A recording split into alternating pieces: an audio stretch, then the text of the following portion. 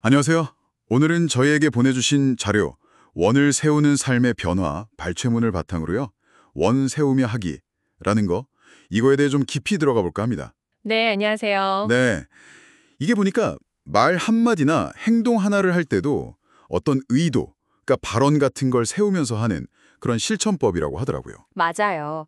그 자료에 따르면 바른법 연구원이라는 곳의 가르침이라고 소개되어 있죠. 아, 네.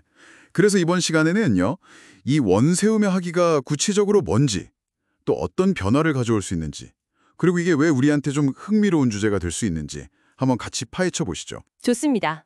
자료를 보면 이 글 쓰신 분이요, 자신한테 굉장히 집요하게 따지고 통제하려는 그런 뭐랄까 화내는 마음, 진심이라고 표현했던데 그런 안 좋은 마음의 습관, 즉 업장이 있었다 이렇게 고백을 해요. 네, 그렇죠. 심지어 관리자로서 그냥 정당하게 요구를 할 때조차도 마음속으로는 당신 이거 꼭 해야 돼. 안 그러면 나 화낼 거야. 뭐 이런 식의 강요하는 마음이 있었다는 거죠. 이게 마치 전생부터 쭉 이어져 온 것 같이 느껴졌다고까지 하는데요. 혹시 뭐 전문가님이나 듣고 계신 분들도 이런 비슷한 마음의 패턴 익숙하지 않으신가요? 사실 많은 분들이 공감하실 수 있는 부분일 것 같아요. 여기서 이제 업장이라는 개념이 참 흥미로운데요. 네네. 자료에서도 이걸 단순히 뭐 행동의 결과 이런 것보다는 마음 깊이 아주 뿌리내린 습관적인 패턴으로 묘사하고 있거든요. 아, 습관적 패턴? 네. 필자가 관리자 역할을 할 때 느꼈던 그 내면의 강요나 분노처럼요. 어떤 특정 상황만 되면 그냥 자동적으로 거의 무의식적으로 발현되는 그런 마음 상태를 말하는 거죠. 사람한테 뭔가를 요구할 때 그냥 말하기 직전에 마음속으로 이 말을 함으로써 부처님을 기쁘게 해드리길 바라납니다. 이렇게 진심으로 원을 세웠더니 와, 그 자신을 괴롭히던 진심, 그 화내는 마음 있잖아요. 네. 그게 그냥 싹 사라지고 굉장히 부드럽고 평화로운 마음으로 말을 할 수 있게 됐다는 거예요. 와. 심지어 상대방이 혹시 반발할까 봐 미리 긴장하고 걱정하는 마음까지 없어졌다고 하고요. 아니 이게 그냥 마음속으로 생각 하나 바꾼 거잖아요. 그렇죠. 근데 어떻게 이렇게 즉각적으로 또 강력하게 감정이 변할 수 있었을까요? 이게 심리적으로 어떻게 설명이 될까요? 네, 바로 그 지점이 이 실천법의 핵심이라고 볼 수 있을 것 같아요. 뭐냐면 행위의 동기를 의식적으로 전환하는 거죠. 아, 동기 전환이요? 네, 그러니까 내 의견을 관철시키려는 그런 약간 이기적인 마음, 여기서 진심이라고 표현된 그런 마음 대신에요. 그 행동 자체를 어떤 더 높은 존재, 자료에서는 이제 부처님을 예로 들었지만요. 네. 거기서도 말하듯이 뭐 부처님이든 하나님이든 그 대상 자체는 사실 중요하지 않다고 하거든요. 아, 대상은 중요하지 않다. 네, 중요한 건 그 행위를 그런 더 높은 존재나 어떤 가치에 연결하거나 뭐랄까 바치려는 그런 의도를 세우는 거죠. 아하. 이렇게 동기를 전환하게 되면 그 행위 자체에 대한 어떤 감정적인 집착에서 좀 벗어나게 돼요. 한 발 물러서게 되는 거죠. 그러면서 훨씬 더 평화롭게 그 상황에 임할 수 있게 되는 그런 심리적인 기제가 작용하는 걸로 보입니다. 그렇군요. 그러니까 이게 특정 종교의 어떤 믿음의 효과라기보다는 의식적으로 의도를 설정하는 것, 그 자체가 가지는 힘을 보여주는 거라고 생각해요. 아, 그렇군요. 그러니까 원을 세운다는 건 내 행동의 방향키를 어떤 내 안의 욕구나 분노 이런 게 아니라 좀 더 긍정적이고 이타적인 방향으로 딱 맞추는 그런 의식적인 노력이군요. 맞습니다. 정확해요. 자료에서는 원 또는 발원 이런 표현을 쓰던데 그럼 다 비슷한 의미로 보면 될까요? 네, 기본적으로는요. 원은 이제 바라는 마음이나 소망 그 자체를 좀 더 의미한다면 발언은 그 소망을 실제로 마음속에 딱 일으켜 세운다는 조금 더 능동적인 의지나 행위를 나타낸다고 볼 수 있습니다. 아하, 능동적인 의지. 네, 그래서 결국 여기서 말하는 건 행동하기 바로 전에 나는 이러이러한 긍정적이고 이타적인 의도를 가지고 이 행동을 하겠다라고 마음속으로 명확하게 정하는 그 행위, 그걸로 이해하시면 좋을 것 같아요. 네, 이해가 됩니다. 근데 이 방법이요. 꼭 그렇게 뭐 특별한 상황, 사람들과의 관계 이런 데만 쓰는 게 아니라고 하더라고요. 네, 그렇죠. 뭐 밥을 먹거나 운동하거나 공부할 때처럼 아주 그냥 일상적인 활동에서도 이렇게 뭐랄까 이기적이지 않게 원을 세우면 그만큼 마음이 밝아지는 걸 느꼈다고 하네요. 그럼 이게 뭘 의미하는 걸까요? 이걸 좀 더 큰 의미에서 보면요. 결국 우리 일상의 모든 순간순간을 마음을 다스리는 수행의 기회로 삼을 수 있다는 뜻으로 해석할 수 있을 것 같습니다. 모든 순간을요? 네, 아주 작은 행동 하나하나에도 이렇게 의식적으로 의도를 부여함으로써 우리 안에 있는 그 부정적인 마음의 습관, 아까 말한 업장 있잖아요. 네, 업장. 네, 그걸 점진적으로 변화시키고 내면의 평화나 어떤 밝음을 계속 키워나갈 수 있다. 이런 아주 실용적인 제안인 거죠. 와, 정말 일상이 수행이 될 수 있다는 거네요. 그렇죠. 네. 그래서 오늘 저희가 살펴본 이 원세우며 하기는요. 결국 요약하자면 행동할 때 그 동기에 의식적으로 긍정적이고 이타적인 의도를 불어넣는 거예요. 네. 그렇게 함으로써 우리 안에 정말 깊이 뿌리 박혀 있는 부정적인 자동 반응 패턴들, 이런 것들을 바꿔나가려는 어떤 마음 관리법이다. 이렇게 정리할 수 있겠습니다. 네, 마음 관리법. 네. 그래서 이를 통해서 뭐 분노라든지 통제욕 같은 그런 반응적인 패턴에서 벗어나서 내면의 평온함을 찾을 수 있다. 이게 이제 핵심이라고 할 수 있겠죠. 네, 행동의 동기를 바꾸는 작은 실천 하나가 정말 내면에 큰 변화를 가져올 수도 있겠군요. 자, 이렇게 행동의 원을 세운다는 생각, 지금 듣고 계신 여러분께는 어떻게 다가오시나요? 이 자료에서는 이게 바로 자신의 업장을 바꾸는 하나의 길이다, 이렇게 제시하고 있습니다. 네, 흥미로운 관점이죠. 네, 마지막으로 이런 질문 한번 던져보고 싶어요. 방금 이야기 나눈 것처럼 행동하는 중에 의도를 의식적으로 바꾸는 것이 효과가 있다면요. 혹시 중요한 대화나 발표같이 어떤 활동을 시작하기 전에 아예 그 전에 잠시 멈춰서 내가 원하는 결과나 그때 내가 느끼고 싶은 마음 상태 같은 걸 미리 좀 생생하게 그려보는 건 어떨까요? 아, 미리요. 네, 그렇게 미리 마음속으로 그려보는 것이 실제 그 과정과 결과에는 또 어떤 영향을 미칠지 한번 생각해 보시면 어떨까 싶습니다. 어쩌면 또 다른 흥미로운 발견이 있을지도 모르겠습니다. 네, 그것도 아주 좋은 생각해볼 거리인 것 같습니다. 안녕하세요. 오늘 저희가 함께 들여다볼 내용은 연민으로 부정적인 감정 벗어나기에서 가져온 건데요. 이게 좀 부정적인 감정을 다루는 방식이 독특하더라고요. 네, 안녕하세요. 맞아요. 흔히 생각하는 방식과는 좀 다른 접근이죠. 그래서 오늘 저희가 좀 깊이 파고들 목표는 내 마음, 이게 아니라 이 마음이라는 관점을 이해하는 거예요. 자료에서는 이 관점 전환이 어떻게 우리를 힘든 감정에서 벗어나게 도와주는지 그걸 설명하거든요. 자, 한번 시작해 볼까요? 네, 좋습니다. 여기서 가장 중요한 건 어떤 부정적인 감정이 들 때 그걸 꼭 내 것, 나만의 문제라고 이렇게 꽉 붙들지 않는 거예요. 아, 내 거라고 생각하지 않는다. 네. 대신에 이걸 그냥 이런 감정, 그러니까 뭐랄까, 인간이라면 누구나 겪을 수 있는 보편적인 경험으로 보는 거죠. 그리고 그 감정을 겪는 모든 존재들에게 연민의 마음을 보내는 겁니다. 자료에서 구체적인 방법들이 이야기하던데요. 부정적인 감정이 확 올라올 때 지금 나와 똑같이 힘든 사람들이 평안하기를 바라면서 사랑과 지지를 보내라. 뭐 이런 내용이었던 것 같아요. 근데 이게 정말 효과가 있을까요? 그게 어떻게 내 감정을 바꾸죠? 아, 그게 아주 흥미로운 부분인데요. 사실은 그렇게 타인을 향해서 연민을 보내는 행위 자체가 거의 즉각적으로 내 마음 상태를 변화시킨다는 거예요. 즉각적으로요? 네, 사랑을 보내는 그 순간에 내 마음도 그 에너지로 채워지면서 그 괴로운 감정에서 좀 더 수월하게 빠져나올 수 있게 되는 거죠. 이게 뭐 심리학적으로 봐도 주의를 나한테서 타인에게 돌리는 것만으로도 도움이 되거든요. 그렇군요. 네. 자료에서도 뭐 감정이 벅차서 눈물이 날 수도 있다고 그렇게 얘기하고요. 구나. 열등감이라는 생각이 또 왔네. 이렇게 약간 객관적으로 보게 되는 거네요. 바로 그거죠. 네. 내가 그 감정 자체라고 여기는 그 동일시 상태에서 벗어나는 거예요. 이게 바로 이 감정, 이 생각으로 인식하는 것의 힘이죠. 그 인식의 전환이 핵심이군요. 네, 맞습니다. 그리고 이 관점은 자연스럽게 개인의 고통을 넘어서서 더 넓은 연민으로 확장될 수 있어요. 나와 비슷한 어려움을 겪는 사람들, 그리고 더 나아가서 인간이라면 누구나 겪는 그런 보편적인 고통에 대한 공감, 이런 걸로 이어지는 거죠.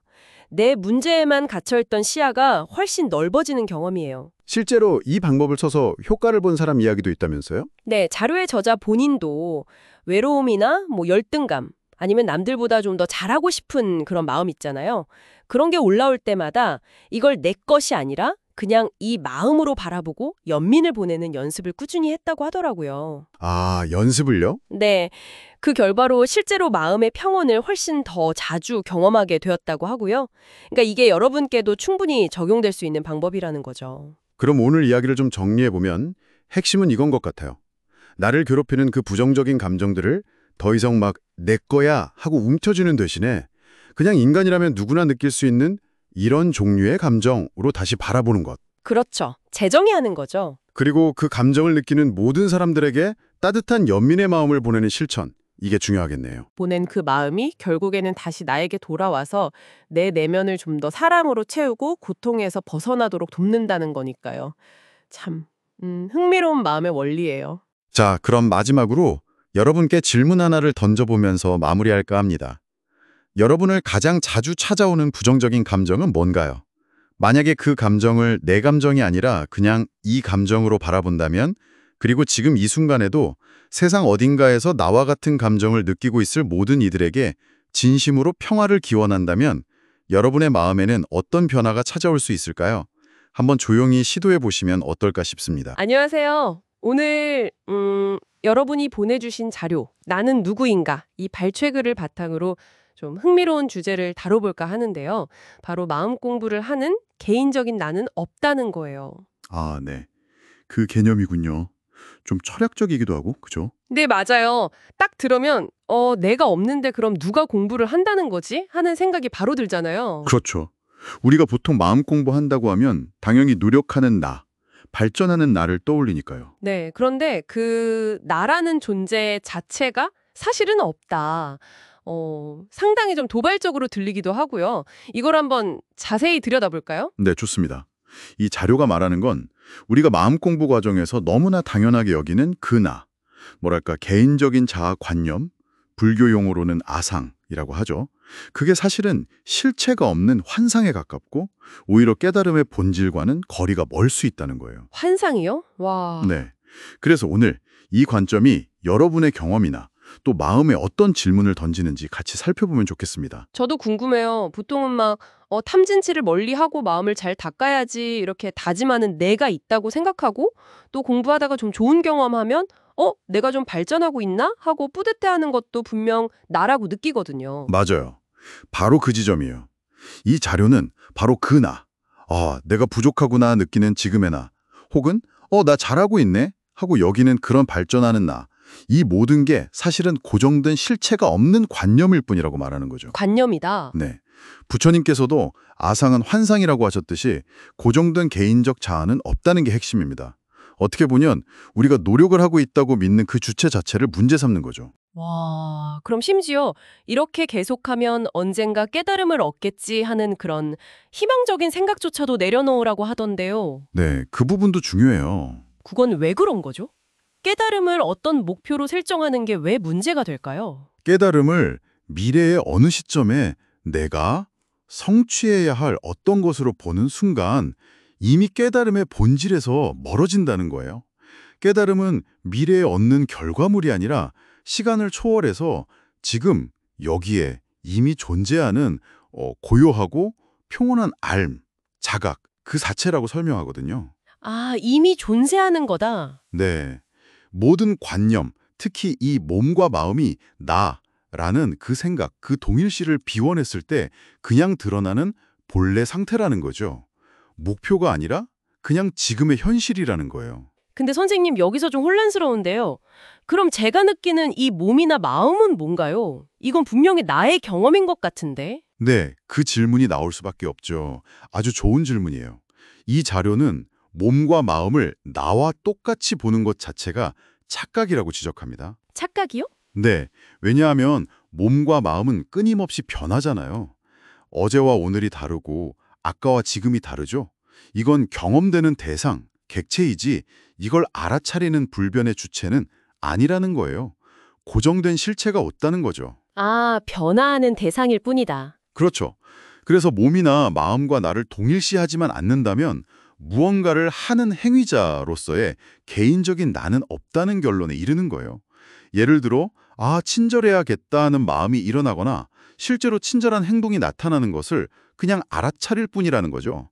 거기에 내가 했다는 고정된 행위자를 굳이 설정하지 않는다는 관점이에요. 그래도 여전히 그 알아차리는 나는 있는 거 아닌가요? 뭔가를 인식하고 있다는 이 느낌은 분명히 있잖아요. 맞습니다. 그 느낌 자체는 있죠. 하지만 이 자료에 따르면 그 나라는 느낌마저도 의식 안에서 일어나는 하나의 현상으로 봐요. 느낌조차도 현상이다. 네. 알아차림, 어웨어니스 또는 자각 그 자체는 어떤 개인적인 속성이 아니라 의식의 바탕이 되는 비개인적인 성질이라는 설명이죠. 참나, 진화, 출서프, 진짜 나는 존재하지만 그건 우리가 평소에 나라고 생각하는 몸, 마음, 생각, 감정과는 다른 차원이라는 거예요. 비유하자면 영화 스크린 같은 거죠. 스크린 이외에는 온갖 영상, 경험, 생각, 감정, 심지어 나라는 느낌까지 나타났다가 사라지지만 스크린 자체는 그 영상들이 아니잖아요. 그런 맥락입니다. 아, 스크린과 영상 비유 이해가 좀 되네요. 이 진짜나 불성이라고도 하는데요. 이건 모든 경험이나 언어, 개념을 초월해 있어서 직접적으로 생각하거나 느낄 수는 없다고 해요. 마치 우리 눈이 세상을 다 보지만 눈 스스로를 직접 볼 수는 없는 것처럼요. 볼 수는 없지만 존재는 안다? 그렇죠. 보는 행위를 통해 눈의 존재를 알듯이 이 알아차림이라는 경험 그 자체를 통해서 참나를 간접적으로 확인한다고 볼 수 있다는 거죠. 성경에 나오는 나는 스스로 있는 자니라 라는 구절도 이런 맥락에서 해석될 수 있다고 보고요. 결국 우리가 평소 나라고 믿는 것의 정체에 대해 아주 근본적인 질문을 던지는 셈입니다. 와, 듣고 보니 정말 나라는 개념 자체가 완전히 흔들리는 느낌인데요. 자, 그럼 이걸 우리 일상이나 마음 공부에 어떻게 적용해 볼 수 있을까요? 이게 다 무슨 의미일까요? 네, 정리를 해보면 오늘 살펴본 내용은 결국 마음 공부를 하는 어떤 고정된 실체로서의 나는 없다는 거예요. 우리가 나라고 여기는 건 사실 끊임없이 변하는 몸과 마음, 그리고 여러 생각과 감정들이 잠시 뭉쳐서 나타나는 현상, 또는 그런 관념에 불과하다는 거죠. 관념에 불과하다? 네.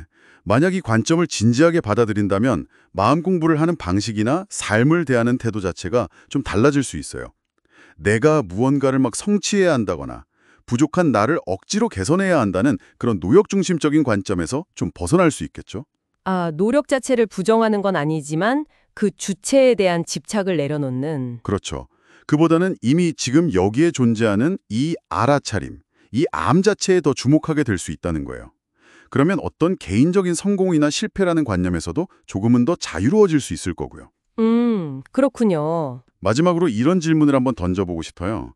이 자료에서 말하는 진짜나, 즉 불성은 모든 지각이나 언어를 초월했다고 했잖아요. 네. 그럼 직접 우리가 파악하거나 개념으로 잡을 수 없다면 그것을 깨닫는다거나 혹은 그 안에 머문다는 것은 과연 어떤 상태를 의미하는 걸까요? 아, 그러네요. 잡을 수 없는데 어떻게 깨닫고 머문다는 건지. 네, 바로 그 질문이죠.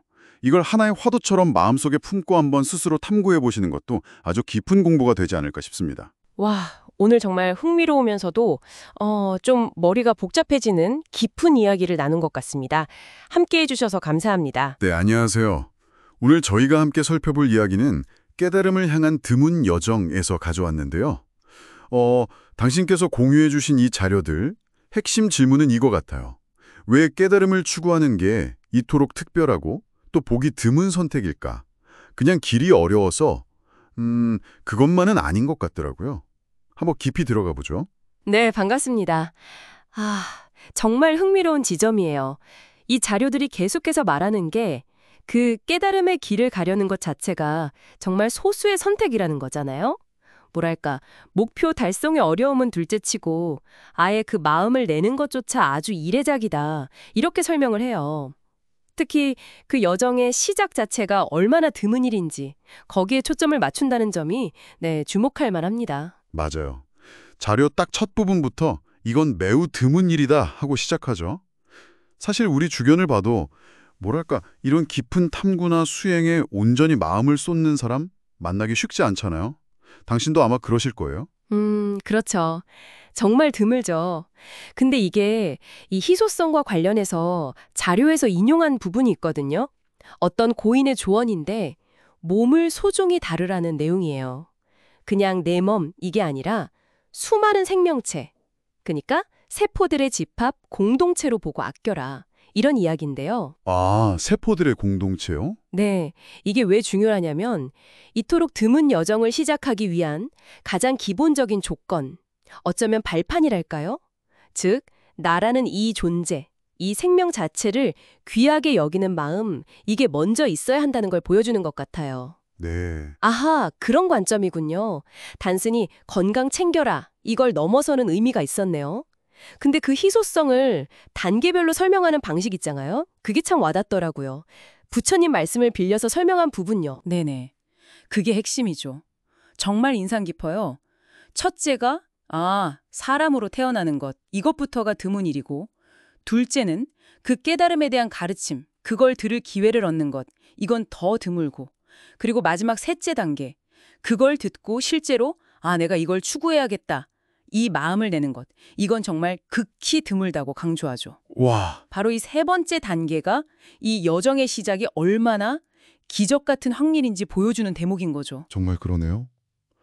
사람으로 태어나서 관련 이야기를 듣는 것만 해도 사실 어려운 건데 거기서 또 한 걸음 더 나아가서 내가 이걸 해봐야겠다 이렇게 결심하는 건 이건 정말 상상하기 어려운 확률 같은데요. 자료는 왜 시작 그 자체를 이렇게까지 중요하게 얘기하는 걸까요? 제 생각에는요, 그 마음 자체가 이미 보통 상태는 아니라는 걸 말하고 싶은 거 아닐까요? 뭐랄까, 우리가 보통 원하는 것들, 일상적인 목표들하고는 차원이 좀 다른 거죠. 아주 깊은 성찰, 또 강한 의지, 어쩌면 삶의 어떤 특별한 조건 같은 것들이 딱 맞아떨어져야만 생겨나는 거다. 그 깨달음을 원한다는 그 마음 자체가 이미 아주 특별하고 드문 정신적인 상태다. 이런 관점인 것 같아요. 그렇군요. 그 목표를 이루는 게 대단한 게 아니라 그 목표를 향해 가려는 그 마음, 그 자체에 이미 큰 가치가 있다. 이런 의미로 들리네요. 그럼 이야기들을 다 종합해보면 당신께서 오늘 좀 주목해 주셨으면 하는 핵심은 뭘까요? 네, 오늘 우리가 본 자료들은 결국 그 깨달음이라는 길, 거기에 들어서는 것 자체가 얼마나 엄청나게 희소한 일인지를 계속 보여주고 있어요. 우리가 사람으로 태어나고 또 그런 가르침을 만나고 마침내 그 길을 가겠다고 마음먹는 그 모든 과정이요.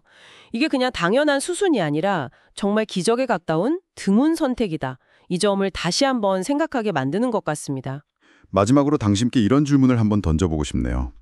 만약 이 자료들 말처럼 어떤 깊고 의미 있는 목표를 향해서 나아가려는 그 마음, 그 자체가 그렇게 드문 거라면요. 당신께서 지금 가슴속에 품고 계신 소중한 목표나 열망은 어떤가요? 그 가치가 혹시 미래에 얻을 결과에만 달려 있을까요? 아니면 그 길을 가기로 마음먹은 바로 당신의 그 희귀하고 특별한 선택, 그 자체에 이미 반짝이는 의미가 담겨 있는 건 아닐까요? 한 번쯤 생각해 보시면 어떨까 싶습니다. 네, 안녕하세요. 오늘 저희가 좀 깊이 파볼 내용은요. 알아차림 연습과 자비심이라는 자료에서 가져왔어요. 여기서 아주 흥미로운 주제가 나오는데 바로 갈수록 쉬워진다는 거. 왜 어떤 연습, 특히 마음 다루는 연습이 처음엔 막막하다가도 시간이 흐르면 정말 수월해지는지 그 이유와 방법을 한번 파헤쳐보죠. 자, 시작해볼까요? 우선 자료에서 처음 딱 짚는 게 탈동일시 연습이에요. 이게 뭐냐면 내 몸이나 마음에서 일어나는 느낌이나 생각들 있잖아요. 그거랑 나 자신을 딱 분리해서 보는 연습이죠. 예를 들면 막 화가 치밀 때 나 진짜 열받아. 이렇게 확 몰입하는 대신에 한 발짝 떨어져서 내 안에서 지금 화라는 게 느껴지는구나 하고 그냥 알아차리는 거예요. 근데 이게 처음에 솔직히 좀 잘 안 되잖아요. 어색하고. 네, 맞아요. 그 어색함, 그게 사실 출발점이죠. 자료에 따르면요, 이 탈동일시 연습이 효과를 보고 또 갈수록 쉬워지는 이유가 바로 저항하지 않기 때문이라고 해요. 방금 말씀하신 그 화 있잖아요. 그게 느껴질 때 보통 우리는 이걸 빨리 없애버려야지 하거나 내가 왜 화를 내고 있지? 하면서 막 싸우려고 하거든요. 근데 이 연습은 그런 저항을 딱 멈추는 거예요. 그냥 이런 감정이 있구나 하고 인정하고 지켜보는 거죠. 마치 강물 흘러가듯이요. 저항하지 않는다. 근데 그게 좀 이상하게 들릴 수도 있겠는데요. 보통 기분 나쁜 건 빨리 털어내고 싶잖아요. 근데 그냥 보기만 한다고요? 그게 어떻게 그걸 또 잘 다루게 만들죠? 갈수록 쉬워진다는 게 그냥 뭐랄까 익숙해져서 그런 건가요? 아니면 다른 이유가 있는 건지. 네, 아주 좋은 질문이세요. 물론 익숙해지는 면도 있겠죠. 근데 더 중요한 건요, 저항하는 그 마음 자체가 사실 감정을 더 꽉 붙들고 어떨 땐 더 크게 만들기도 한다는 거예요. 자료에서는 이걸 파도에 비유하는데 감정이라는 파도가 밀려왔다가 또 쓸려나가는 그 자연스러운 흐름을 그냥 허용해 주면요. 오히려 그 감정에 힘이 빠지고 스르르 가라앉는다는 거죠. 이게 바로 우리가 경험적으로 진짜 좀 편해지네, 갈수록 쉬워지네 하고 느끼게 되는 과정이라는 거예요. 근데 여기서 더 재미있는 건 이 과정을 일부러 더 빠르게 만들 수 있는 뭐랄까 가속 페달 같은 방법도 이야기한다는 점이에요. 가속시킨다고요? 아니 그냥 지켜보기만 해도 시간이 해결해 준다면서요. 더 빠르게 할 수 있다니 오 흥미로운데요? 그건 뭔가요? 네, 가로 자비심을 꺼내는 겁니다. 특히 막 괴로운 감정이 확 올라올 때 있잖아요. 그때 잠깐 멈춰서 나만 이렇게 힘든 게 아니지. 지금 이 순간에도 세상에 얼마나 많은 사람들이 나랑 비슷한 어쩌면 더 큰 괴로움을 느끼고 있을까 하고 생각해 보는 거예요. 그리고 그 모든 존재들, 그들의 고통이 좀 사라졌으면 좋겠다 하고 진심으로 바라는 마음. 그게 자비심이거든요. 그걸 일으키는 거죠. 내 괴로움에서 시선을 좀 넓히는 거예요. 아하. 그러니까 내 문제에만 빠져 있지 말고 이게 그냥 보편적인 인간의 경험일 수 있겠구나 하고 연결하는 거군요. 그게 근데 어떻게 도움이 되는 거죠? 감정이 뭐 바로 사라지거나 그러나요? 감정이 뭐 번개처럼 뿅 사라진다기보다는요. 그 감정을 대하는 우리의 태도 혹은 관계가 달라지는 거죠. 괴로움이 더 이상 나 혼자 짊어진 무겁고 특별한 짐이 아니라 인간이라면 누구나 겪을 수 있는 그런 보편적인 경험의 한 부분이구나. 이렇게 느껴지기 시작하는 거예요. 그리고 자료는 여기서 한 걸음 더 나아가요. 약간 불교적인 관점인데 내 안에서 일어나는 그 모든 마음들 있잖아요. 좋은 거든 나쁜 거든 그걸 그냥 인간 군상, 그러니까 인간이 겪는 온갖 다양한 모습 중 하나로 바라보고 그 모든 걸 자비의 마음으로 받아들이면서 마치 부처님께 공양 올리듯이 그냥 내려놓으라고 권해요. 이게 어떤 더 큰 그림, 그러니까 개인적인 고통을 넘어서는 통찰과 연결될 수 있다는 거죠. 그렇군요. 이게 단순한 감정 조절 기술이 아니라 관점을 확장하는 거네요. 연민과 보편성으로. 결국 당신에게 이 내용이 주는 핵심 메시지를 정리해보자면 알아차림 연습은 꾸준히 하면 정말 갈수록 쉬워진다는 희망을 주고요. 특히 다른 존재들을 향한 자비심을 같이 키울 때 그 과정이 훨씬 더 부드러워지고 깊어질 수 있다. 뭐 이런 거겠네요. 내 감정의 주인이 되는 동시에 뭐랄까 더 넓은 세상과 연결되는 느낌? 그런 걸 얻을 수 있다는 거군요. 네, 정확합니다. 딱 그 말씀이에요. 마지막으로 이 자료가 우리에게 던지는 아주 흥미로운 질문 하나를 당신과 함께 생각해 보면서 마무리하고 싶어요. 자료에서는 부정적인 감정뿐만 아니라 긍정적인 감정이 있잖아요. 기쁨, 즐거움, 성취감 같은 거요. 그것들까지도 똑같이 한 걸음 떨어져서 자비심으로 바라보라고 하거든요. 만약 당신이 느끼는 아주 큰 기쁨이나 즐거움조차도 거기에 너무 매달리거나 이게 나야 하고 동일시하지 않고 그냥 이런 즐거운 경험이 지금 일어나고 있구나 하고 자비롭게 바라볼 수 있다면 거기서 당신은 무엇을 발견하게 될까요? 어쩌면 감정의 종류와 상관없이 더 큰 내면의 어떤 자유 같은 걸 경험하게 될지도 모르겠습니다. 안녕하세요. 오늘은 자유의지라는 정말 흥미로운 주제로 깊이 들어가 볼까 합니다. 네, 안녕하세요. 저희가 오늘 살펴볼 자료는 자유의지와 생각의 동일시 해제에서 발췌한 내용인데요. 네, 그 자료군요. 여기서 제시하는 핵심 아이디어가 상당히 좀 도발적이에요. 우리가 보통 내가 생각한다, 내가 결정한다 이렇게 믿는 자유의지 있잖아요. 네, 그렇죠. 아주 당연하게 느끼는 부분이죠.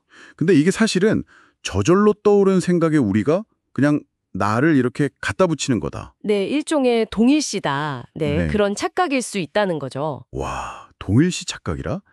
자료에서는 생각이나 행동이 우리 의지랑 상관없이 그냥 일어난다고 본다는 거죠. 네, 맞아요. 그 핵심 주장이 그거예요. 생각이나 행동이 어떤 조건들, 자료에선 이걸 인연이라고 표현하는데요. 인연이요? 네, 여러 원인과 조건이 딱 맞아떨어지면 그냥 뭐랄까 날씨처럼 발생하는 현상이라는 거예요. 예를 들면 제가 뭐 5초 뒤에 과일 이름 생각해야지? 라거나 네, 그런 의도 자체도 그렇고 아니면 뭐 사과, 바나나 이렇게 구체적인 생각이 떠오르는 것도요. 심지어 저 컵을 들어야지 하는 그런 마음조차도요. 그렇죠. 그것조차도 내가 자, 이제 이걸 해야지 하고 딱 명령해서 나온다기보다는 그냥 그런 생각이나 의지가 쓱 하고 나타나는 것에 가깝다는 거죠. 와, 그냥 발생한다니. 진짜 듣자마자 반사적으로 아니, 내가 생각한 건데 이런 반응이 확 올라오는데요. 네. 당연합니다. 그게 아주 자연스러운 반응이죠. 그럼 우리가 너무 생생하게 느끼잖아요. 이 내가 통제하고 있다. 이 느낌. 이건 그럼 어떻게 설명을 해야 할까요? 아, 바로 그 지점이 이 자료의 핵심입니다. 네. 그 통제감이 완전히 착각이다라기보다는 음, 그 느낌이 생겨나는 메커니즘을 좀 다르게 보는 거예요. 메커니즘이 다르다. 어떻게 다른 거죠? 그러니까 순서가 우리가 생각하는 거랑 좀 다를 수 있다는 건데요. 네. 생각이 먼저 저절로 정말 빠르게 휙 떠오르거나 행동이 일어난 직후에 아주 짧은 찰나에 우리가 이건 내 생각이야. 이거 내가 하려고 한 행동이네? 하고 그 현상과 나를 딱 연결시킨다는 겁니다. 아, 먼저 일어나고 그 다음에 내가 딱지를 붙이는 거군요. 내 거라고. 네, 그렇죠. 그 나와 연결짓는 행위, 이걸 이제 동일시라고 부르는 거고요. 음. 이 동일시가 우리가 통제감이라고 느끼는 것의 정체일 수 있다는 거죠. 와, 그러니까 순서가 반대네요.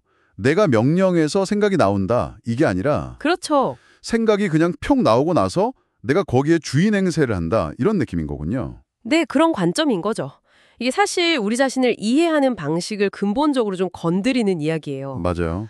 그럼 생각을 일으키는 나, 행동을 결정하는 나, 이런 고정된 나라는 존재 자체가 네, 그 주체 자체가 어쩌면 실체가 아닐 수도 있다. 이런 가능성을 열어두는 거죠. 나라는 그 개념 자체가 또 하나의 생각일 수 있다. 바로 그겁니다. 나라는 관념도 결국은 생각의 하나일 수 있다는 거죠. 우리가 마치 영화 주인공한테 감정이입하듯이 우리 머릿속 생각이나 몸의 움직임에 너무 깊게 그리고 너무 자동적으로 이입하고 동일시하면서 살아가는 건 아닌가 하는 해석이에요. 그렇다면 이 자료가 궁극적으로 제안하는 건 뭘까요?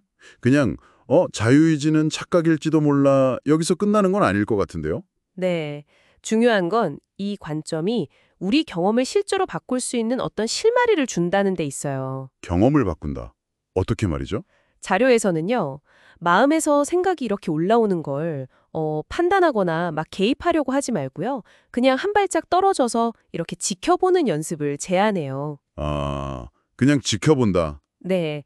그렇게 관찰하다 보면 생각이나 감정이 그냥 여러 조건 따라서 나타났다가 또 사라지는 그런 현상이라는 걸 알아차리게 된다는 거죠. 아, 마치 하늘에 구름 흘러가는 거 보듯이 내 안의 생각이나 감정도 그냥 그렇게 흘러가는 걸 보는 거군요. 그렇죠. 바로 그거죠. 그 과정에서 나하고 그 현상들을 자동적으로 연결짓던 그 습관, 그 동일시가 좀 약해지거나 풀릴 수 있다는 거예요. 네네. 그리고 이 자료가 특히 강조하는 게 있는데요. 이게 그냥 머리로 그렇구나 하고 이해하는 지식이랑은 다르다는 점이에요. 지식이 아니다. 그럼 뭐죠? 반드시 직접 체험을 통해서 얻어지는 알미라는 거죠. 아, 체험적인 알? 네, 자기 마음을 실제로 이렇게 관찰하는 그 경험 속에서만 이 동일시로부터의 자유? 뭐 이런 느낌이 체감될 수 있다는 거예요. 이론이 아니라 완전 실천의 영역인 셈이죠. 와, 오늘 탐구해본 내용 정말 흥미로운데요. 우리가 나라고 철석같이 믿는 것, 또 내가 한다고 믿는 그 행위의 본질에 대해서 정말 다시 생각해보게 되네요. 네, 그렇죠. 평소에 잘 안 하게 되는 생각이죠. 자, 마지막으로 여러분께도 질문 하나 남겨드리고 싶습니다. 만약 여러분의 생각을요, 이건 내 거야, 내가 내린 명령이야, 이렇게 여기는 대신에 잠시 한번 멈춰서 그냥 나타나는 현상으로 관찰해 본다면 어떨까요? 네, 좋은 질문이네요. 이 자료에서 말하는 그 직접 체험의 첫걸음을 어떻게 한번 떼볼 수 있을지 한번 좀 생각해 보시는 것도 좋겠습니다. 안녕하세요. 오늘 저희가 함께 살펴볼 주제, 이거 정말 흥미롭습니다. 바로 세상은 마음의 그림자다라는 개념인데요. 당신이 보내주신 자료들 보니까 여러 글에서 이 아이디어를 다루고 있더라고요. 이게 정확히 뭘 의미하는 건지, 또 우리 삶이랑 어떻게 연결되는지 좀 깊이 파헤쳐 보죠. 네, 안녕하세요. 이 개념 저도 보면서 참 여러 가지 생각을 했는데요. 그렇죠. 자료들 보면 하나같이 그 외부 세계가 우리 내면 상태, 특히 뭐랄까 마음의 반영이라는 관점을 보여주잖아요. 이걸 그림자라고 비유한 게 참 인상 깊었어요. 맞아요. 그 비유가 핵심이죠. 왜냐면 그림자 자체를 어떻게 바꾸려고 해봤자 잘 안 되잖아요. 그 그림자를 만드는 본체, 그리고 우리 마음, 이걸 들여다봐야 한다. 이런 관점으로 자연스럽게 넘어가거든요. 아, 본체. 네, 그래서 여러 자료에서도 이 마음을 얘기할 때 우리가 보통은 잘 모르는 거, 그 깊은 생각이나 믿음 같은 거 있잖아요. 그 잠재의식의 역할을 강조하는 부분들이 좀 눈에 띄더라고요. 아, 잠재의식. 맞아요. 어떤 자료 보니까 이 잠재의식에 딱 저장된 신념이나 감정 같은 게 현실 경험을 만들어내는데 아주 중요하다. 뭐 이렇게 설명하던데요. 꼭 프로그래머가 코드 짜면 프로그램 돌아가듯이요. 이게 진짜 그렇다면 우리가 겪는 많은 일들이 그냥 외부 환경 탓 이것만은 아닐 수도 있겠다 싶어요. 그렇죠. 바로 그 지점이죠. 이 관점이 좋은 게 문제 원인이나 해결책을 자꾸 밖에서만 찾으려는 경향이 있잖아요, 우리가. 거기서 좀 벗어나서 내 안은 어떤가 하고 스스로를 돌아보게 만드는 계기가 될 수 있다는 거예요. 그러네요. 물론 자료마다 이 마음의 힘을 강조하는 정도나 설명 방식은 조금씩 다르긴 했어요.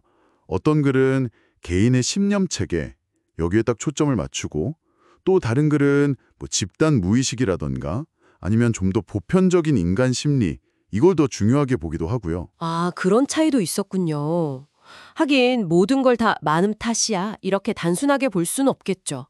그건 좀 경계해야겠지만 그래도 이 관점이 던져주는 그 가능성 자체는 좀 곱씹어볼 만한 것 같아요. 정말 외부 세계가 내 마음의 그림자라면 내가 원하는 현실을 만들고 싶을 때 내 마음 상태부터 먼저 살피고 좀 가꾸는 노력이 필요하다. 뭐 이렇게 연결될 수도 있잖아요. 정확해요. 네. 그래서 많은 자료들이 공통적으로 자기 인식의 중요성을 계속 얘기하는 것 같아요.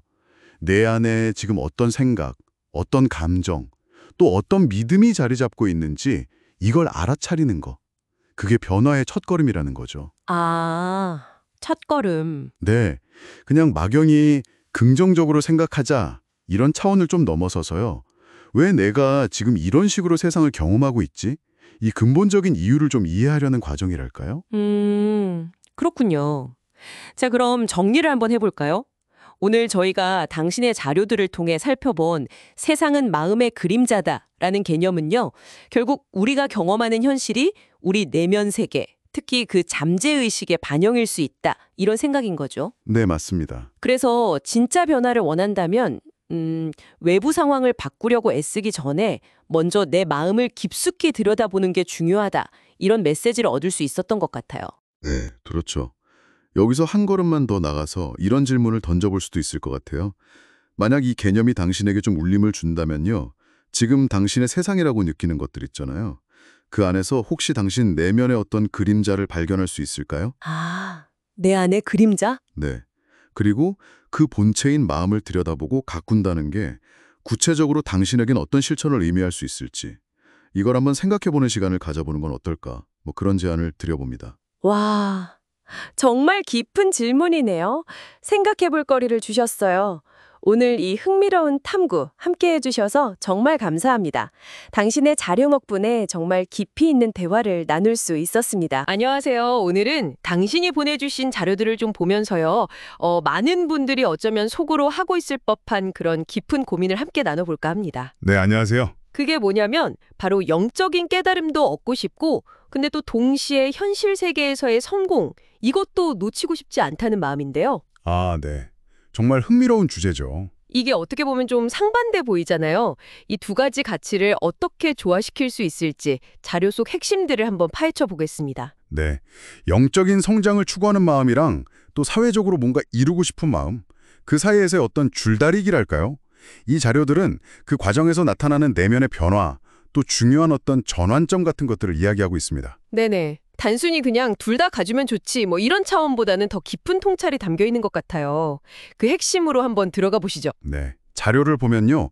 처음에는 영적인 길을 걸으면서도 세상에서 어느 정도 인정받고 성공하는 모습, 이게 꽤 매력적으로 느껴질 수 있다. 이렇게 얘기를 해요. 그렇죠. 처음엔 그럴 수 있죠. 근데 이게 공부가 좀 깊어지면 어느 순간 내가 그래도 이 정도 역할은 해야지 혹은 이만큼은 성취해야지 하는 그런 생각 자체를 좀 내려놓아야 할 때가 온다고 지적하더라고요. 맞아요. 바로 그 지점. 여기서부터가 좀 정말 흥미로운 지점 같아요. 왜 이런 변화가 생기는 걸까요? 네, 바로 그 내려놓음의 필요성이 왜 생기느냐?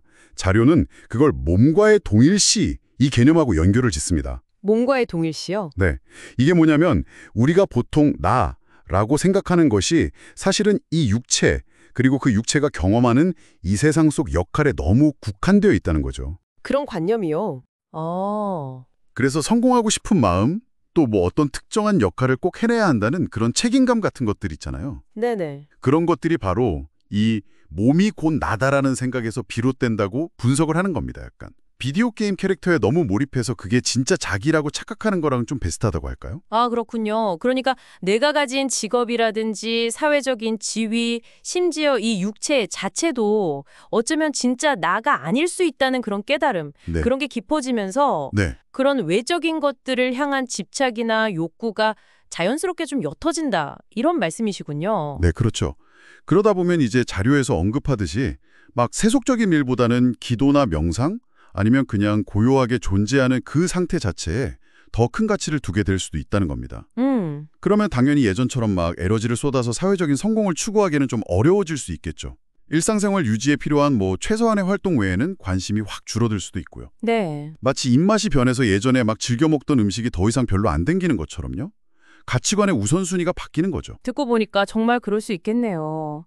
근데 현실적으로는 당장 생계도 유지해야 하고 또 뭐 가족이나 사회 구성원으로서의 역할도 있는데 갑자기 모든 걸 놓고 싶어진다면 좀 혼란스러울 것 같아요. 그렇죠. 그게 현실적인 고민이죠. 자료에서는 이런 상황에 대해서는 혹시 어떤 조언을 좀 하나요? 네, 그게 또 중요한 포인트인데요. 자료는 이런 변화가 찾아왔을 때 이걸 어떤 문제 상황으로 보거나 너무 심각하게 고민하지는 말라고 조언합니다. 심각하게 생각하지 말라. 네, 오히려 그냥 자연스러운 과정의 일부로 이걸 받아들이라는 거죠. 그 자료에 심각하게 생각하지 말고 그저 받아들이세요. 이런 구절이 나오는데 이게 참 인상 깊어요. 그냥 받아들여라. 네. 그리고 더 나아가서는 이런 개인적인 걱정이나 내가 뭔가를 꼭 해야 한다는 그런 의지 같은 걸 좀 내려놓으면 오히려 더 큰 힘, 그러니까 자료에서 말하는 참나 또는 뭐 우주적인 흐름 같은 것이 알아서 필요한 일들을 인도할 거다. 이런 믿음을 제시하기도 합니다. 참나가 인도한다. 이 개념이 조금은 막연하게 들릴 수도 있을 것 같아요. 좀 더 구체적으로 설명해 주실 수 있을까요? 이게 뭘까요, 참나가? 네, 그렇죠. 참나, true self라는 것은 우리가 보통 나라고 생각하는 그 에고, 그러니까 생각이나 감정, 어떤 역할들의 집합체 너머에 있는 아주 순수한 의식 혹은 근원적인 생명력, 뭐 이렇게 설명할 수 있을 것 같아요. 순수한 의식? 네. 비유하자면 영화 스크린 같은 거죠. 스크린 위에는 온갖 영상, 즉 생각이나 감정, 사건들이 막 나타났다가 사라지잖아요. 그렇죠. 근데 스크린 자체는 변함없이 그냥 고요하게 존재하는 것과 비슷하다고 볼 수 있습니다.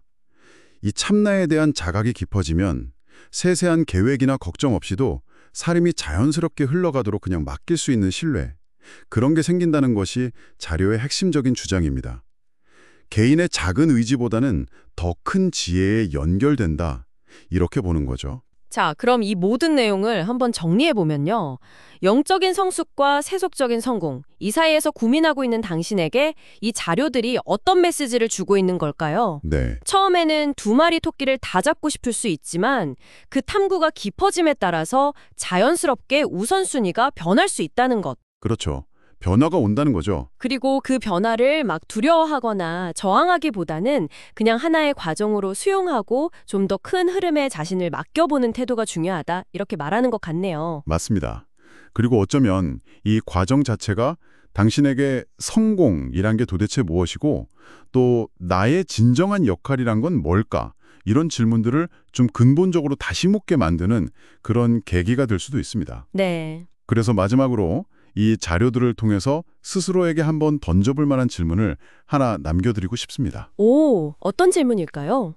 당신이 지금 성공이라고 여기는 것들, 혹은 내가 이건 반드시 해야 한다고 생각하는 그런 역할들 있잖아요. 네.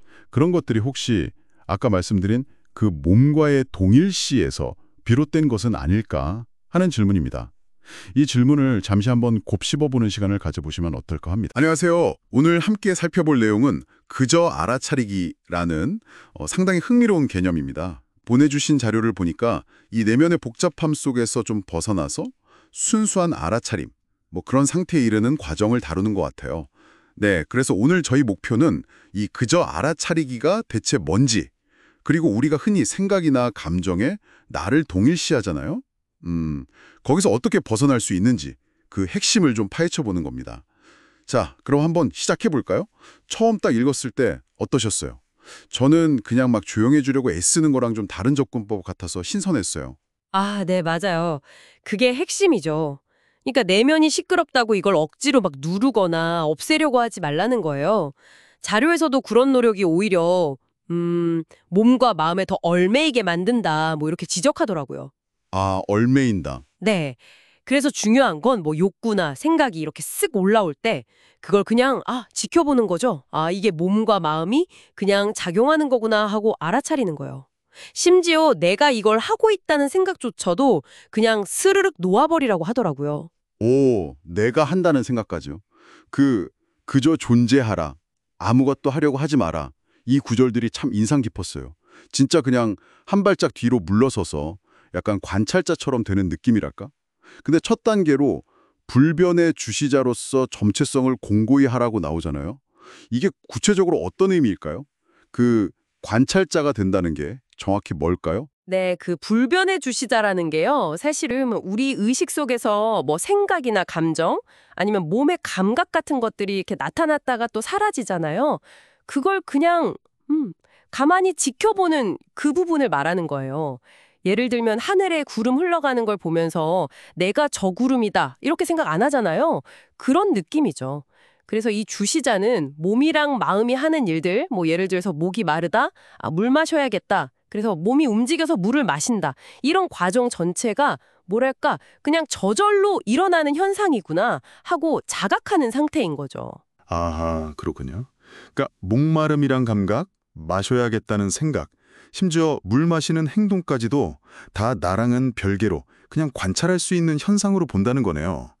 와, 근데 솔직히 내가 목마르니까 내가 물 마셔야지. 이게 너무 자동적이잖아요, 보통은. 이런 동일시에서 진짜 벗어날 수가 있는 건가요? 그게 좀 궁금하네요. 네, 좋은 질문이에요. 바로 그 지점이 동일시라고 이 자료에서 딱 짚는 부분이죠. 내가 느낀다, 내가 결정했다 이렇게 생각하는 그 순간 우리가 몸과 마음의 작용에 그냥 탁 달라붙어 버리는 거예요. 자료에서는 이게 우리가 겪는 많은 괴로움의 근원 중 하나라고 보거든요. 그래서 알아차림, 그러니까 내가 그냥 여기에 있다는 그 순수한 존재감, 거기에 딱 머물 때 이 얽힘이 저절로 스르륵 풀어진다고 설명해요. 물론 처음엔 좀 어색하고 노력이 필요할 수도 있겠죠. 근데 꾸준히 하다 보면 그 분리되는 느낌을 감지할 수 있게 된다고 합니다. 그렇군요. 와, 그냥 지켜보는 연습만으로도 나라고 딱 굳어진 생각의 틀에서 벗어날 실마리를 잡을 수 있다니. 근데요, 자료가 여기서 끝이 아니더라고요. 더 나아가서 내가 알아차린다는 그 생각, 그 느낌마저도 사실은 묘한 동일시의 한 형태다. 이렇게 지적하는데요. 와, 이 부분 진짜 흥미로웠어요. 그럼 관찰자 역할하는 나마저도 넘어서야 한다는 건가요? 네, 맞습니다. 바로 그 지점이 이 탐구의 정말 깊숙한 곳으로 들어가는 문턱이라고 할 수 있어요. 알아차림을 계속하다 보면 어느 순간 내가 지금 알아차리고 있구나 하는 그런 아주 미묘한 주체의식, 관찰하는 나 같은 게 느껴질 수 있거든요.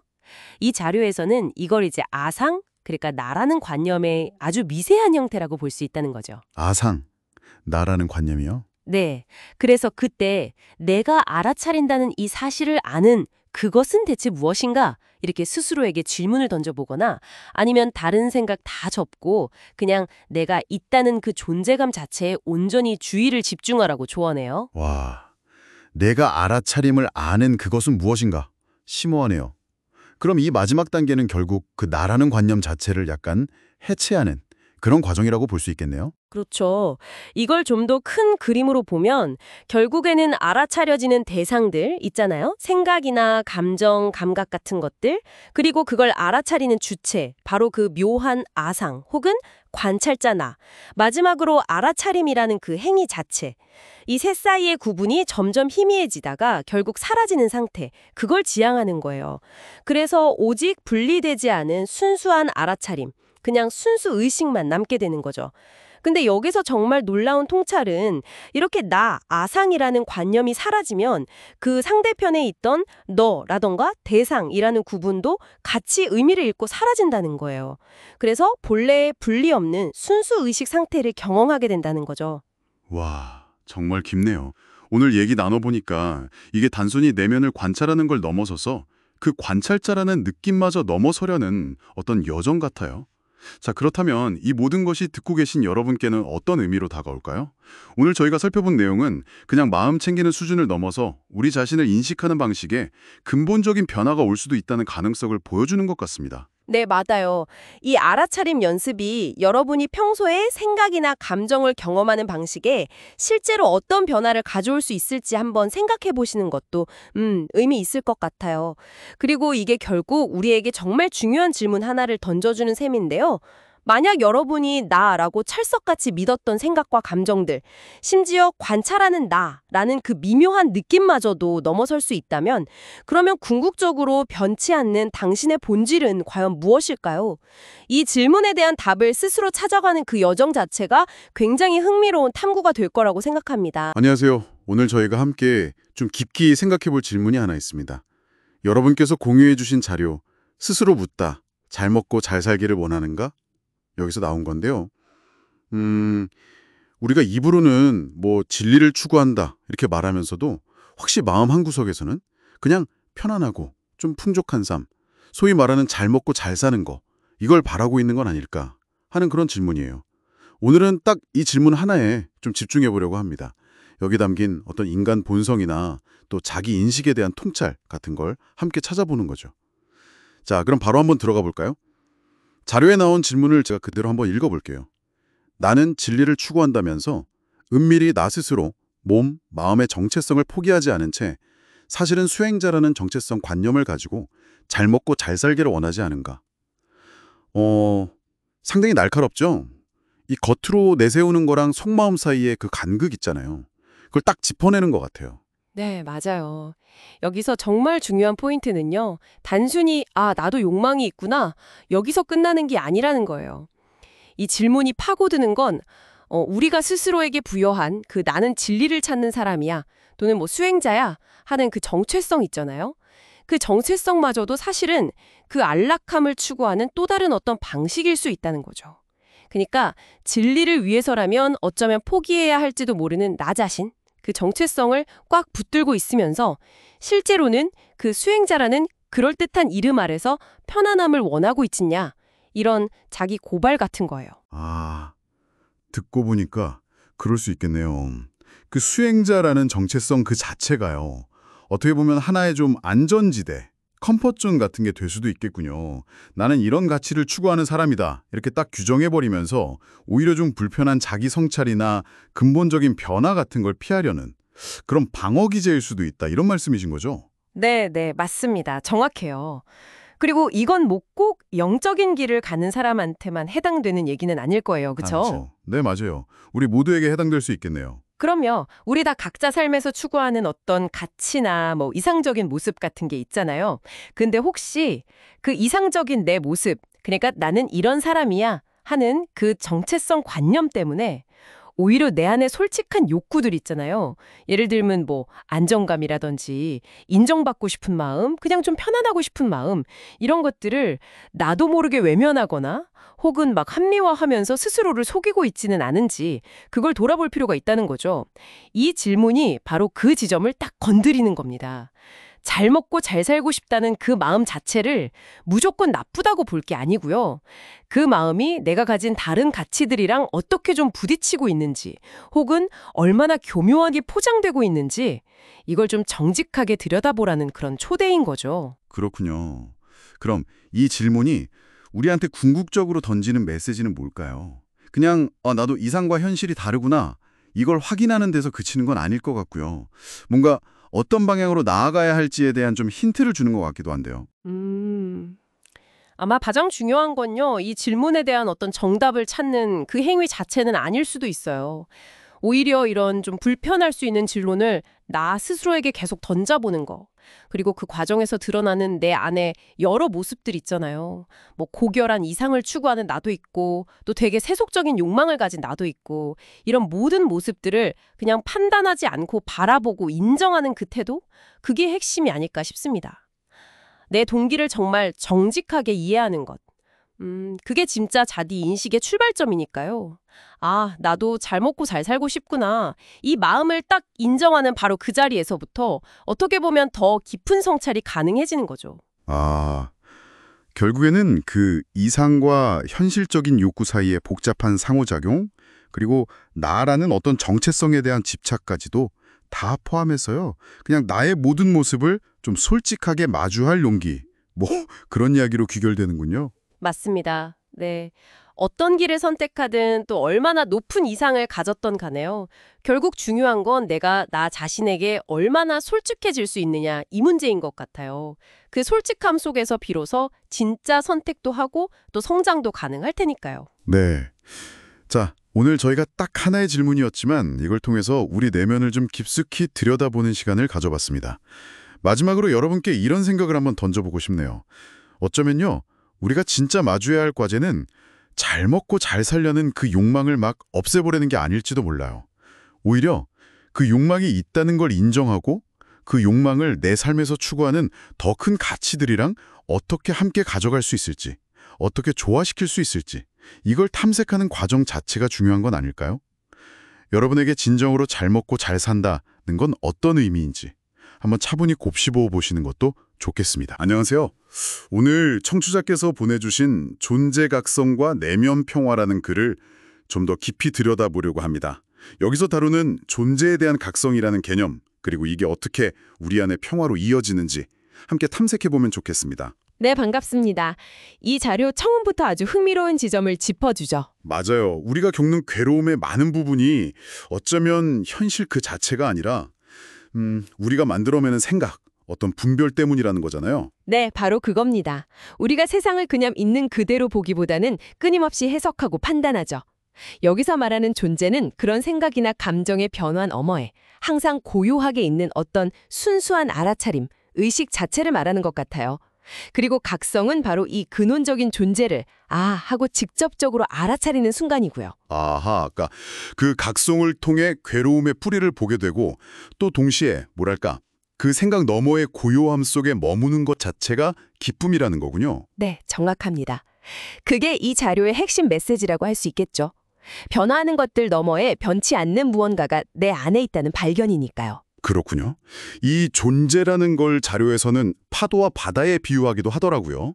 파도는 계속 치지만 바다 자체는 깊고 고요한 것처럼요. 네, 아주 적절한 비유죠.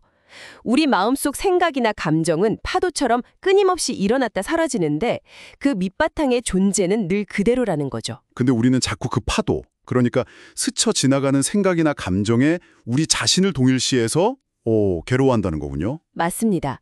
그게 문제의 핵심이죠. 이 깨달음이 그래서 자료에서 말하는 굳건한 평화와 희망으로 이어진다고 보는 건데요. 아, 그 굳건한 평화와 희망이요. 어떻게 연결되는 걸까요? 그 변치 않는다는 점이랑. 네, 그 변치 않음이 중요해요.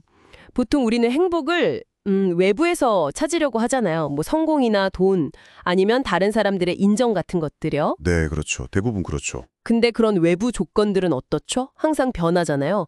얻었다가도 잃을 수 있고. 그러니까 거기에 행복을 걸면 늘 불안할 수밖에 없죠. 아, 확실히 그러네요. 반면에 우리 안에 이 존재는 외부 상황이 어떻든 늘 변함없이 그 자리에 있다는 거예요. 이 변치 않는 내면의 기반에 딱 뿌리를 내릴 때, 즉 존재를 자각할 때 외부의 파도에 흔들리지 않는 깊은 안정감? 그게 바로 굳건한 평화라는 거죠. 아, 행복의 기준점을 밖이 아니라 안으로, 이 변치 않는 존재로 옮기는 거군요. 네, 그래서 더 이상 행복을 찾아 밖을 헤맬 필요가 없다는 희망도 같이 오는 거고요. 여기서 그 자료가 던지는 질문이 참 인상 깊었어요. 만약 당신이 지금 삶에서 좀 불행하다 아니면 불만족스럽다 느낀다면 혹시 그 행복의 기준점을 내가 통제할 수 없는 외부에 두고 있는 건 아닌지, 내가 진짜 중요하게 생각하는 가치가 뭔지 한번 깊이 들여다보라는 제안이잖아요. 이건 정말 우리 모두에게 해당되는 질문 같아요. 네, 아주 실질적인 질문이죠. 그리고 굉장히 중요한 성찰 지점이고요. 내 가치나 행복이 다른 사람의 말 한마디나 아니면 예측 불가능한 상황에 달려 있다면 진짜 평화를 얻기 어렵지 않겠어요? 네, 그렇죠. 계속 휘둘릴 테니까요. 하지만 행복의 근원을 내 안에 그 변치 않는 존재 각성에 두게 되면 그때 비로소 외부 상황에 쉽게 휩쓸리지 않는 어떤 자유 안정감을 찾을 수 있다는 통찰인 거죠. 결국 세상을 바꾸려고 애쓰기보다 내 내면 상태를 알아차리고 가꾸는 쪽으로 초점을 옮기는 거네요. 맞습니다. 근본적인 전환이죠. 밖에서 답을 찾으려는 노력에서 벗어나서 이미 내 안에 있는 답을 발견하는 과정이랄까요? 오늘 이렇게 이야기를 나눠보니 이 존재에 대한 각성이라는 게 그냥 철학적인 이야기가 아니라 정말로 변화무쌍한 세상 속에서 평화와 행복을 찾는 구체적인 길이 될 수 있겠다는 생각이 드네요.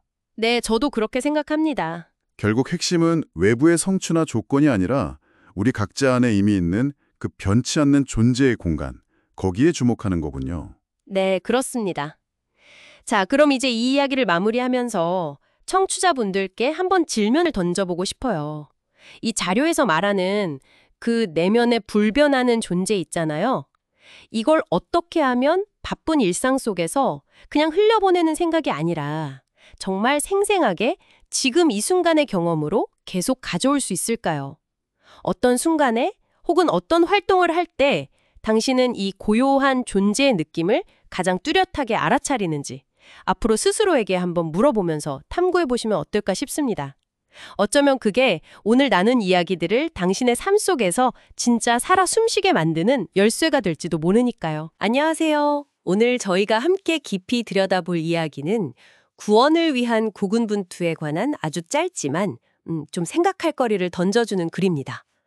이 글이 우리가 흔히 생각하는 구원이나 돕는다는 개념에 대해서 아주 흥미로운 질문을 던지거든요. 네, 핵심 질문은 바로 이거예요. 우리가 구원을 향해서 애쓰는 그 노력 있잖아요. 그게 과연 뭘까? 어디서부터 시작되는 걸까? 하는 거죠. 네, 맞아요. 그리고 이 글은 시작부터 꽤 뭐랄까 도발적이죠. 그렇죠. 도움이 필요하다고 생각되는 다른 사람. 그래서는 이걸 중생이라고 표현했는데 그러니까 구원자 입장에서 저 사람은 도움이 필요해 라고 딱 보는 그 대상 말입니다. 그 대상이 내 밖에 있다고 생각하는 바로 그 순간부터 구원자인 나와 그들을 위한 고군분투가 시작된다고 주장해요. 그러니까 내가 누군가를 도와야 한다는 그 생각 자체가 벌써 나와 그들을 나누는 거고 거기서부터 힘듦이 시작된다. 이런 건가요? 네, 정확합니다. 이 글이 주목하는 건 바로 그 지점이에요. 이 구원의 노력이 나와 타인이라는 이 분리된 인식, 그 자체에서 비롯된 문제라고 보는 거죠. 즉, 내가 너를 돕는다는 그 마음, 그 생각 자체가 이미 나와 너 사이에 어떤 경계선을 긋는 행위이고 그 분리감에서부터 고군분투가 시작된다는 해석인 겁니다. 와, 그게 참 선한 의도에서 시작된 건데도 역설격으로 분리를 더 강화할 수 있다는 거네요. 그렇죠. 그럴 수 있다는 거죠. 네, 근데 잠깐만요. 그 관점 진짜 흥미로운데요. 글이 이뤄서 시시때때로 변화하는 것은 실제로 존재한다고 할 수 없습니다. 이렇게 말하거든요. 이건 뭐랄까 상당히 좀 급진적인 주장 아닌가요? 우리의 감정이나 생각, 눈앞에 보이는 현상들 전부 다 계속 변하는데 이런 게 진짜 존재하는 게 아니다. 이런 의미처럼 들리는데 이건 어떻게 받아들여야 할까요? 네, 바로 그 지점이 이 글의 어떤 핵심 논리로 이렇게 연결되는 부분입니다. 변화하는 현상들은 사실 실체가 없다. 덧없다는 인식이 다음 구절로 바로 이어지거든요. 존재하는 것에 안주하면 오로지 나만 있습니다. 존재하는 것에 안주하면 오로지 나만 있다. 네, 이걸 좀 쉽게 비유를 들어보자면 바다의 파도 있잖아요.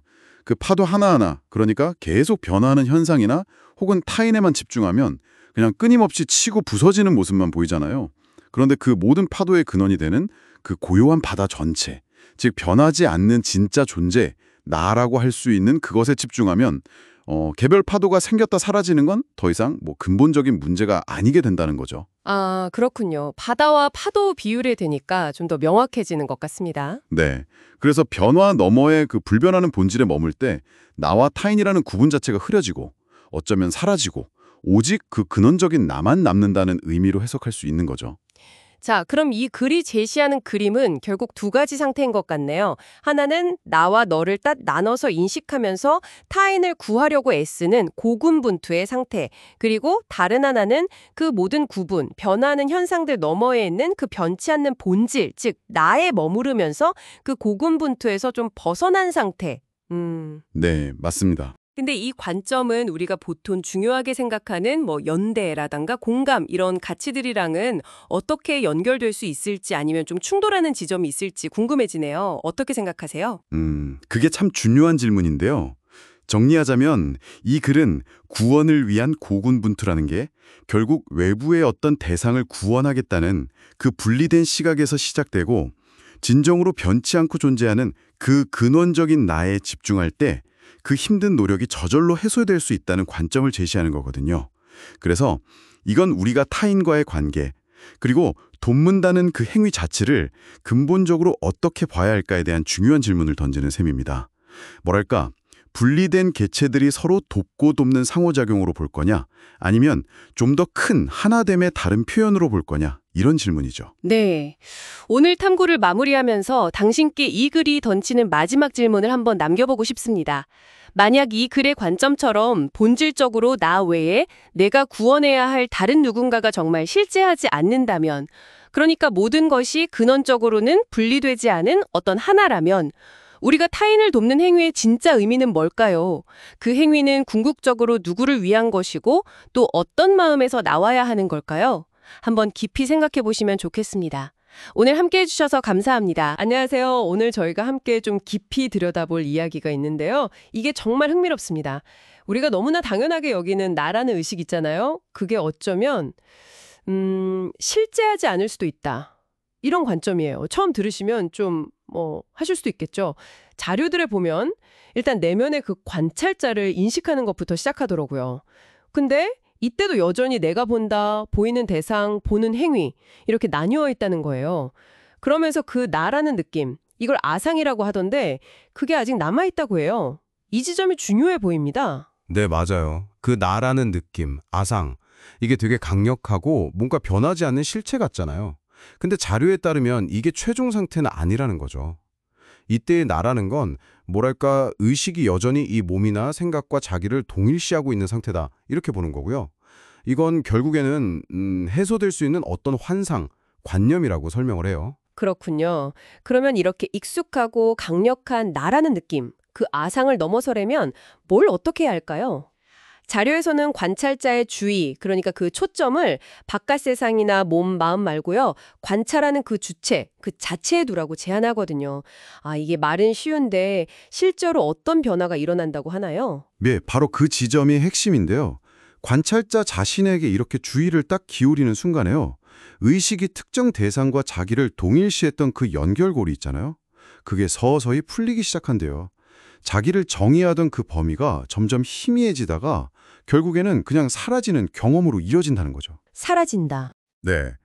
이 아상이 완전히 녹아내리면 그 자리에는 어떤 개별적인 나라는 딱지 없이 그냥 순수한 알아차림, 순수한 존재감, 이것만 남게 된다고 합니다. 그리고 이때 정말 예상치 못한 깊은 행복감, 자료에서 말하는 그 지복감. 지복감. 네.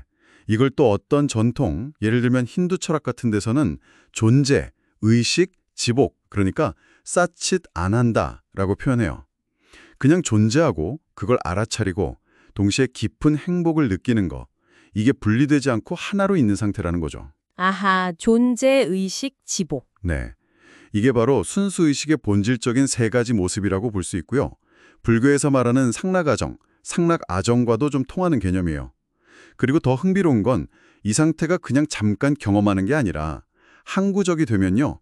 깨어있을 때는 물론이고 꿈꿀 때나 아니면 아주 깊은 잠에 빠졌을 때조차 이 순수한 존재감이 배경처럼 계속 이어진다고 합니다. 와, 깊은 잠에서도요? 그 비유도 인상 깊었어요. 소리가 들리려면 그 배경에 고요함, 침묵이 꼭 있어야 하는 것처럼 우리의 모든 경험 뒤에는 이런 순수한 존재감이 항상 배경처럼 깔려 있다는 거잖아요. 이 근원적인 배경을 자료에서는 또 말로는 다 표현할 수 없는 우리의 본래 면목이다 이렇게 부르더군요. 그렇죠. 그 본래 면목, 이걸 직접적인 체험으로 뭐랄까 체득하게 되면 나라는 게 단순히 이 몸이라는 유기체가 있을 때만 잠깐 나타나는 그런 부수적인 현상이 아니구나 하는 통찰에 이르게 된대요. 아, 몸과 함께 나타나는 게 아니다. 네, 더 나아가서 본질적으로 이게 태어나거나 죽는 그런 성질의 것이 아니라는 걸 깨닫게 된다는 거죠.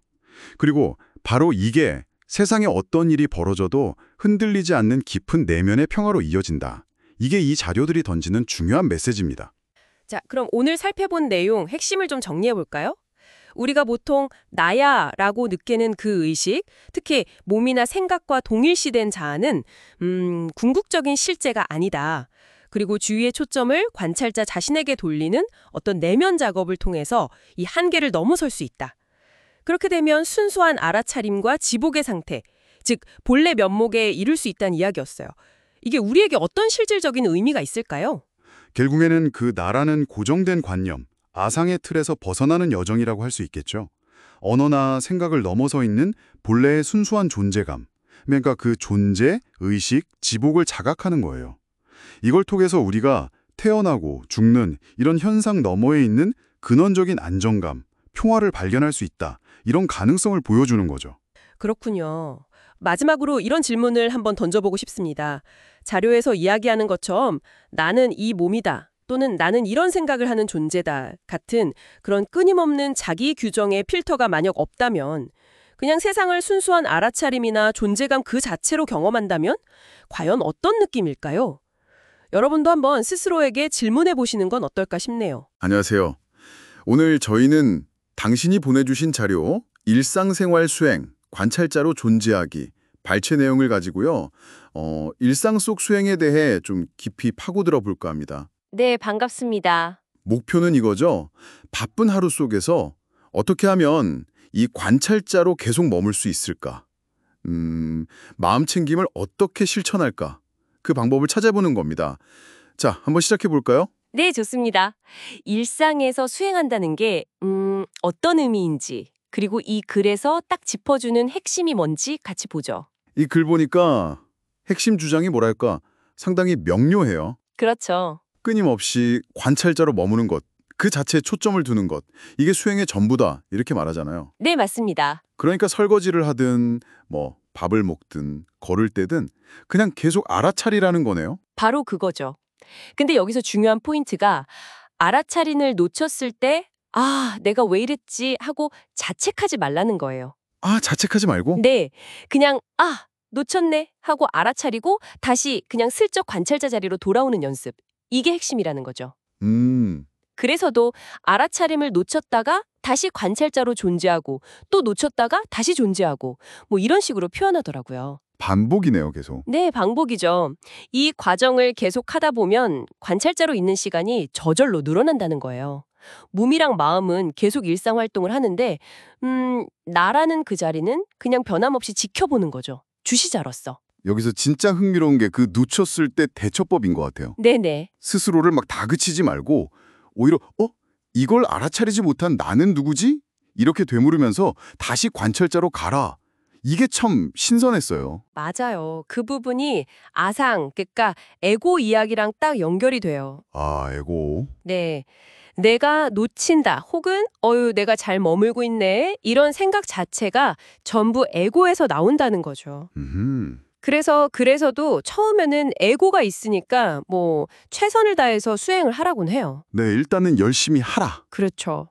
근데 결국에는 이 모든 게 사실은 여러 조건들, 그러니까 인연 따라서 그냥 저절로 일어나는 거구나. 이걸 알게 된다는 거죠. 인연 따라 저절로. 네, 그 게임 속 아바타 비유도 나오잖아요. 아, 네, 봤어요. 에고가 있는 동안은 그 역할, 그 아바타 역할에 최선을 다하라는 거죠. 뭐랄까, 게임 캐릭터인 건 알지만 그래도 열심히 플레이하듯이. 그렇군요. 그럼 이 모든 이야기의 어떤 핵심, 이게 결국 당신에게 어떤 의미를 줄 수 있을까요? 결국엔 그거 아닐까요? 수행이라는 게 무슨 특별한 시간을 내서 하는 게 아니라 네. 그냥 일상에서 일어나는 모든 일을 그저 지켜보는 삶의 방식이다. 이런 거요. 삶의 방식이군요. 네. 몸과 마음이 막 바쁘게 활동하는 그 와중에도 당신은 그냥 고요한 관찰자로 있을 수 있다. 뭐 이런 메시지 같아요. 자, 그럼 마지막으로 한번 생각해 볼 질문을 당신에게 던져보고 싶습니다. 네. 이 자료 마지막 부분을 보면 결국 이 모든 것이 저절로 일어난다는 걸 알게 된다고 했잖아요. 네, 그랬죠. 만약에 정말로 어떤 의식적인 애씀이나 노력이 사라지고 당신의 가장 바쁜 순간, 정말 정신없는 그 순간 속에서도 그냥 관찰만이 뭐랄까 무르르듯이 자연스럽게 일어난다면 그 느낌은 과연 어떨까요? 한번 조용히 생각해 보시면 좋겠습니다. 오늘 탐구는 여기까지입니다.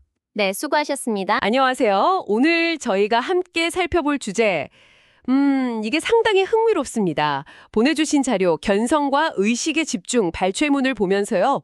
왜 주의를 몸이나 마음의 현상이 아니라 의식 그 자체, 그러니까 내가 있다는 이 느낌에 도여하는가, 여기에 대해 좀 깊이 이 얘기 나눠보려고 합니다. 네, 안녕하세요. 이게 보통 우리가 주의를 두는 방식이랑은 좀 다르죠? 맞아요. 그래서 이 글에서는 왜 이런 접근이 중요하다고 하는지, 또 이게 우리에게 어떤 의미가 있을 수 있을지 한번 파헤쳐보죠. 자, 먼저 이 글에서 옛 조사들, 그러니까 선사들이 견성을 굉장히 중요하게 여겼다고 하는데요. 이게 정확히 어떤 뜻이고 왜 그렇게 우선시 되었을까요? 네, 견성이라는 건 말 그대로 자신의 그 본래 성품, 근원적인 자리를 직접 본다는 의미죠. 이 글에서 강조하는 건 이 본래 자리를 먼저 알지 못하면 우리가 하는 노력들이 결국엔 나라는 그 개인적인 정체성, 에고에서 시작될 가능성이 높다는 거예요. 아, 에고에서 시작된다. 그렇죠. 이게 불교의 핵심 가르침 중 하나인 무아, 즉 고정된 실체로서의 나는 없다. 이 관점하고도 딱 이어지는 거거든요. 그래서 눈에 보이는 현상 너머의 그 본성, 내가 있다는 이 느낌 자체를 먼저 딱 잡고 거기에 주의를 두는 것. 이게 본질인 나를 직접 보려는 시도다. 이렇게 설명하는 거죠. 그렇군요. 견성은 본성을 보는 것, 무아는 고정된 나가 없다는 것. 그래서 에고 기반의 노력 대신에 근원 자체, 내가 있다는 느낌에 집중해야 한다.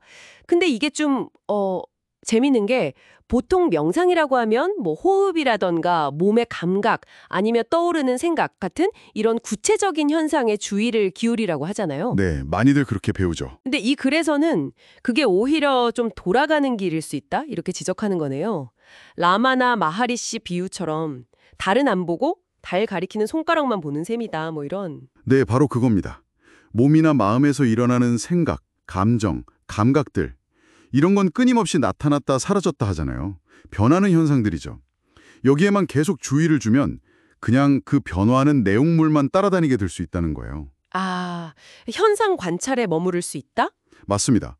그래서 이 글은 그 모든 변화를 알아차리고 있는 그 변하지 않는 바탕, 즉 의식 아니면 존재감 그 자체, 여기에 주의를 딱 고정시키는 게 훨씬 근본적이고 직접적인 길이라고 주장하는 겁니다. 일시적인 내용물이 아니라 그걸 담고 있는 그릇 자체, 뭐랄까 달 자체에 초점을 맞추자는 거죠. 아, 듣고 보니까 비유가 확 와닿네요. 변화하는 파도를 계속 쫓는 게 아니라 파도가 일어나는 그 바다 자체를 보라는 이야기처럼 들려요. 네, 아주 좋은 비유입니다. 그럼 실제로 이 글에서처럼 의식 혹은 내가 있다는 이 느낌에 계속 주의를 두면 어떤 변화가 있을 수 있다는 걸까요? 자료에 보면 마하라지 이야기나 글쓴이 경험처럼 뭐 생계 문제가 저절로 해결되고 마음이 안정되는 효과가 있었다 이런 분이 나오던데 이게 정말 가능한 건가요? 좀 놀랍기도 하고요. 네, 그 부분이 사실 아상과 아주 깊은 관련이 있습니다. 아상, 나라는 생각 말씀이시죠? 네, 맞아요. 나라는 생각, 그 에고에 대한 관념인데요. 이 글의 관점은 의식 자체에 주의를 두는 연습을 꾸준히 하면 나라는 어떤 고정된 실체가 있다는 그 집착, 즉 아상이 점점 옅어진다는 겁니다. 백성욱 박사님 이야기도 나오잖아요. 그분 사례처럼 나라는 관념 자체가 약해지면 자연스럽게 내 문제, 내 걱정, 이런 개인적인 번뇌나 집착도 줄어들 수 있다는 거죠. 아하, 나와 문제를 동일시하는 것에서 좀 벗어나는 거군요. 그렇죠. 글쓴이가 경험했다는 생계 문제 해결이나 마음의 안정 같은 것도 결국은 이 에고가 약해지고 마음 상태가 근본적으로 변하면서 나타나는 결과로 연결지어 생각해 볼 수 있겠습니다. 결국 이 글의 핵심 메시지는 이거네요. 주의의 방향을 그 변화무쌍한 몸과 마음의 현상들에서 그 모든 걸 알아차리고 있는 변치 않는 배경, 의식 또는 존재감 자체로 옮겨라. 이게 자신의 본성을 깨닫는 더 직접적인 길일 뿐만 아니라 결과적으로는 삶의 여러 다른 문제들에 대한 우리의 인식이나 반응까지도 변화시킬 수 있는 그런 잠재력이 있다는 이야기로 정리될 수 있겠네요. 네, 정확합니다. 변화하는 현상이 아니라 존재의 근원인 의식, 여기에 주의를 두는 것. 이것이 자기 이해의 핵심이자 이 글이 제시하는 더 직접적인 길이라는 관점인 거죠. 듣고 보니 참 중요한 이야기 같습니다. 청취자 여러분도 한번 생각해 보시면 좋겠어요. 당신의 주의는 평소에 주로 어디에 머물러 있나요? 그냥 스쳐 지나가는 생각들, 아니면 몸의 이런저런 감각들, 그것도 아니면 그 모든 걸 그냥 조용히 알아차리고 있는 존재한다는 그 느낌 자체인가요? 이 글을 계기로 한번 돌아볼 만한 질문인 것 같습니다. 여기서 한 걸음 더 나아가서 이런 질문도 던져볼 수 있을 것 같아요. 만약 이 글의 주장대로 의식 자체가 가장 근본적인 실제이고 우리가 주의를 기울여야 할 대상이라면요. 그렇다면 우리 마음을 늘 사로잡고 어지럽히는 그 수많은 걱정거리들, 문제들, 불안들, 이것들의 진짜 정체는 과연 뭘까요? 네, 정말 깊은 질문을 남겨주시네요. 그 질문을 각자 곱씹어볼 화두로 삼으면서 오늘 이야기는 여기서 마무리하도록 하겠습니다. 함께 깊이 탐구할 수 있어서 즐거웠습니다. 네, 저도 의미 있는 시간이었습니다. 감사합니다.